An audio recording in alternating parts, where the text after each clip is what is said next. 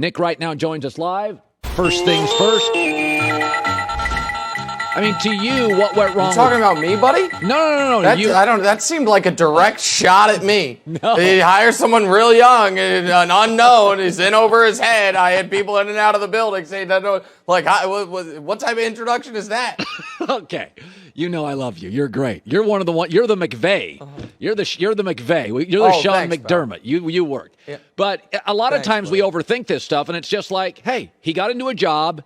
New York's a tough market. He was over his skis. That's what my people told me. It's like not a bad guy, just a little bit of a Belichickian, my way or the highway, like Patricia, like Josh McDaniels, like Brian Flores. Then it rubbed people the wrong way. In your eyes, what went wrong? Well, yeah, I don't think he was ready for the job. I also think that's a bad roster. And I think, Colin, of the 6 jobs that are currently available, the Giants are clearly the worst. Did you know that going into next season, they are already over the salary cap for next year? They have they are minus $2 million for next year's cap. The only teams with less cap space than them, it's the Packers, who are obviously in win now mode, the Saints, who mortgaged a lot for Drew Brees. It's all the Vikings. It's all the competitive teams and the Giants. So they don't have a quarterback. There's not an obvious quarterback in this draft. They have this super expensive defense that is not playing up to its cap at all. So I think Joe Judge was bad, but I think Dave Gettleman was far worse. Yeah. And you can get over the Judge mistake. The Gettleman mistakes are going to live on for the next few years. So if I'm looking at available jobs, Jacksonville's intriguing, Chicago is super intriguing, and then at the bottom of the list right now is the Giants, even in a winnable NFC East.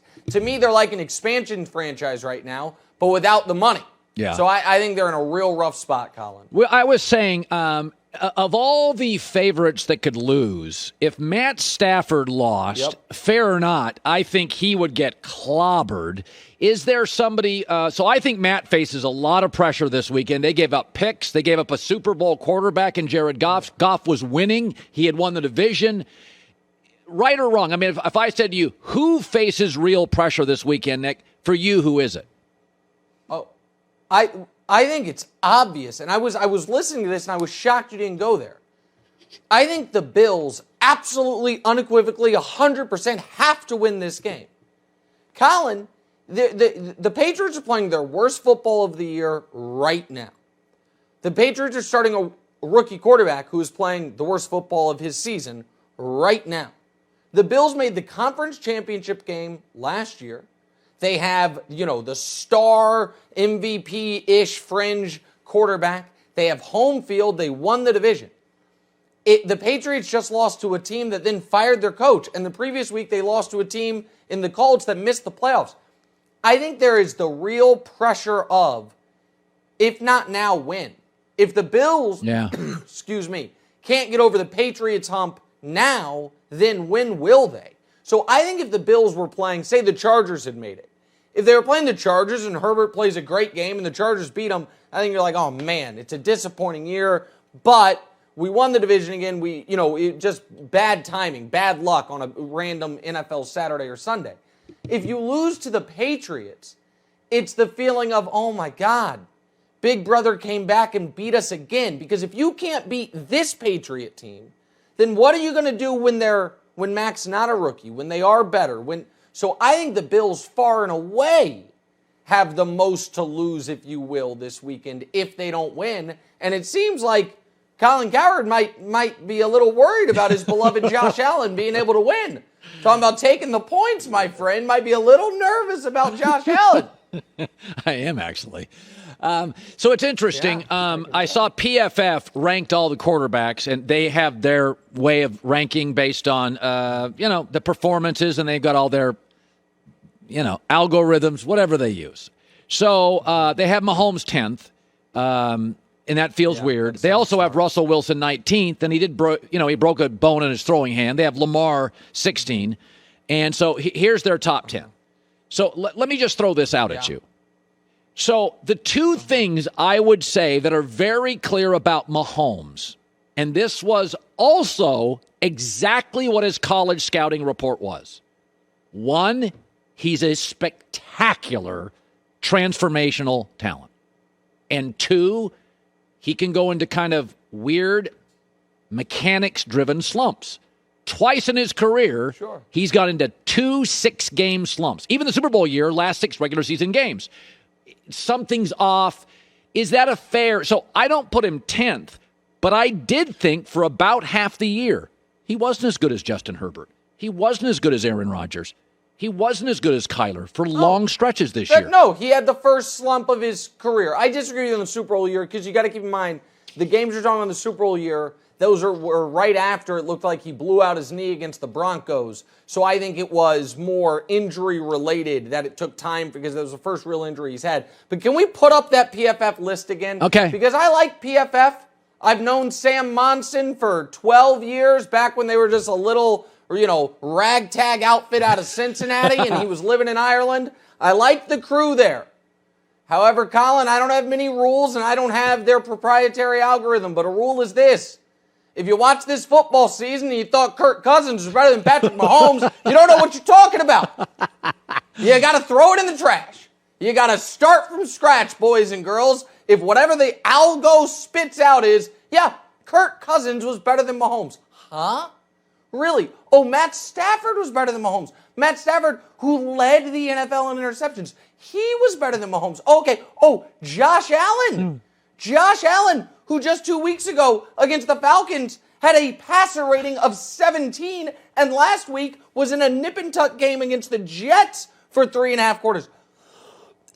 I'm getting choked up talking about it. They're better than Mahomes. So, yes, if you want to say, of course Rodgers was better than Mahomes this year. You want to make the argument Burrow was better than Mahomes over the entirety of the year? Sure. I know with Herbert, you call me old-fashioned, Colin, for a guy who now is, neck and neck with Mahomes and the AFC is his, you'd like to see him in the playoffs, but hey, or they could finish 10th in the conference. Expanded playoffs, they finished 10th. How far we got to expand them to get your Chargers in, Colin? 10th place. All right, that's fair. That's fair. That's not great. So I saw on Twitter, and it's a little bit of a toilet, but you get people worked up on that device, and I think it's really funny.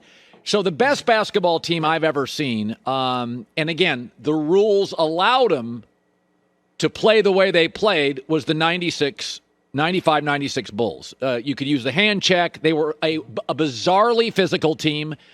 They were a bizarrely they were well coached. They had great players. They were wildly physical. They had Ron Harper, Pippen, Jordan, Rodman. They had a unique roster of unbelievable defensive players, all with length, all tough guys, all intimidating. Yep. That's the best team I've ever seen. And I think if you could use the 96 rules, they would beat the Warriors with KD and Steph. They'd push them around the skinny jeans guys. Oh, okay. But you're making arguments, the Warriors with KD and MJ's Bulls. You just absolutely love the Warriors.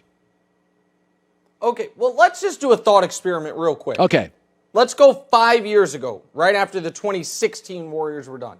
And we were to say, who are the best teams in NBA history? We don't have to order them. Yeah. So the 72 Lakers would be on there. The Sixers, remember the Sixers when they finally broke through? They had Moses and Dr. J. And that Sixers team was unbelievable. 85 Lakers, 86 Celtics, 96 Bulls, 2000 Lakers, or 2001 Lakers, pardon me, and the 2016 Warriors. Those are probably the 7 greatest teams ever. And then we were to say, so here's what's going to happen. Take any of those teams, and before you match them up against any of the others, you get to take the second best player in the league and add him to that team. Who do you got? So you have the 2016 Warriors, who before LeBron ended their season, were in the discussion for the greatest team ever. They added Kevin Durant to that team and then went 15-0 to start the playoffs. And so there's that. There's just the logical thing of, well, how good would the 96 Bulls be if they just in 97 added Akeem Olajuwon? Oh, they'd probably be the best team ever. Like, it'd probably be good. What if the 86 Celtics added Michael Jordan in the offseason? That's probably the 87 Celtics. Probably going to be the best team ever. There's that. But then there's also this.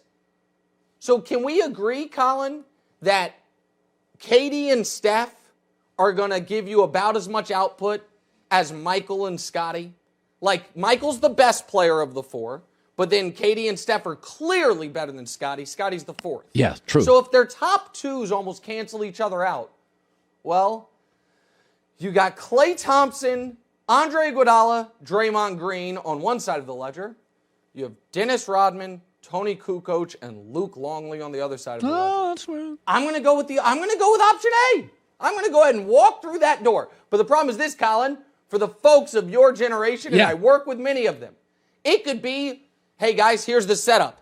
You can have the 5 greatest players of the last 20 years versus Michael Jordan and his blood relatives. Who you got? And people are like, oh, Michael. Michael's not going to let you lose that game. I'm like, oh, Michael. And, is hand checking allowed? Oh, sweet Christ. I don't know if the other team will score. I mean, we got to at some point admit that the 73-win team that added Kevin Durant's probably the best team to ever play. All right. It's probably the best team. I think these are I'm going to sleep on that one. You may have changed my mind. That's a pretty good argument. Yeah, hand checking. I mean, there's hand checking, guys. Guys, don't forget about hand checking. All right, Nick, good seeing you, buddy. Hi, everybody. Thanks for watching. Subscribe here to get the latest from the show. Also, be sure to check out more of the best clips from The Herd or go watch a few segments from other shows on FS1.